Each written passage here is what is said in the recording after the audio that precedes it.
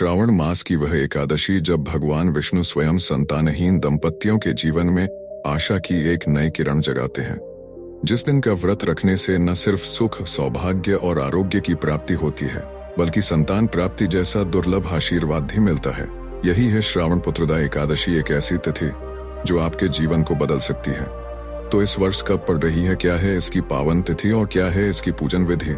तो आइए जानते हैं। इस पावन पुत्रदा एकादशी व्रत की पूजा ऐसे करें कि स्वयं भगवान विष्णु प्रसन्न होकर आपके जीवन को सुख, समृद्धि और संतान सुख से भर दें। इस दिव्य ज्ञान को जानने के लिए वीडियो को अंत तक जरूर देखें, क्योंकि हो सकता है यही व्रत आपकी किस्मत बदल दे।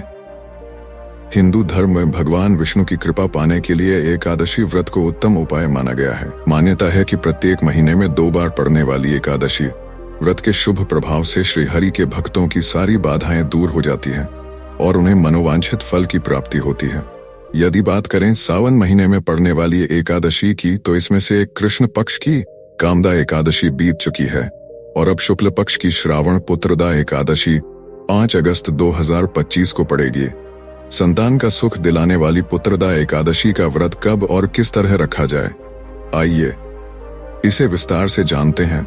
सुबह सुबह जब सूर्य की पहली किरण आकाश को छूती है, उसी पवित्र घड़ी में आप इस दिव्य व्रत की शुरुआत करें। स्नान आदि कर शुद्ध होकर घर के मंदिर या किसी शांत स्थान पर एक चौकी पर पीले या लाल वस्त्र बिछाएं। अब भगवान विष्णु के बाल रूप लड्डू गोपाल जी को ससम्मान उस चौकी पर विराजित करें। यदि आपके घर में पहले से लड्डू गोपाल नहीं है, तो इस पुत्रदा एकादशी पर उन्हें घर लाना अत्यंत शुभ माना जाता है।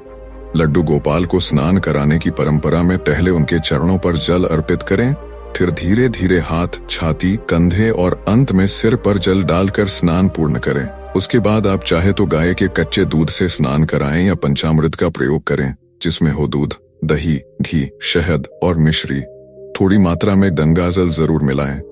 इसके बाद शुद्ध जल से एक बार फिर स्नान कराएं और प्रेम पूर्वक उनका अंग पोषण करें, यानी उन्हें अच्छे से पोंछ लें ताकि शरीर पर कुछ न लगा रहे।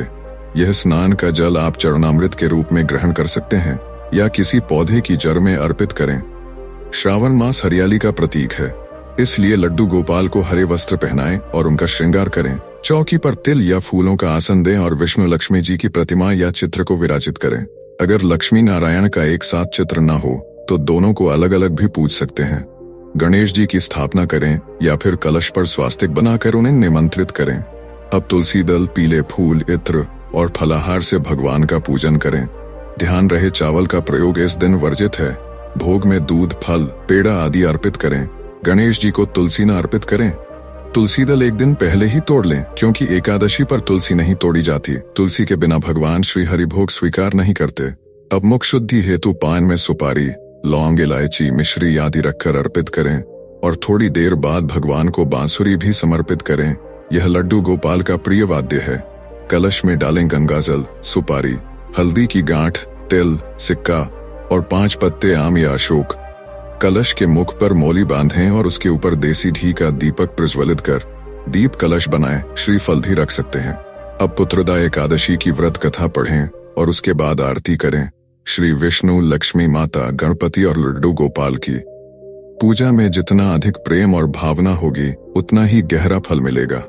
भक्ति से पूजा पूर्ण करने के बाद हाथ जोड़कर पूजा में हुई भूलों के लिए क्षमा मांगे और अपनी मनोकामना पूर्ण होने की प्रार्थना करें और अंत में अपनी श्रद्धा के अनुसार दक्षिणा निकालें और द्वादशी के दिन ब्राह्मण को अर्पित करें।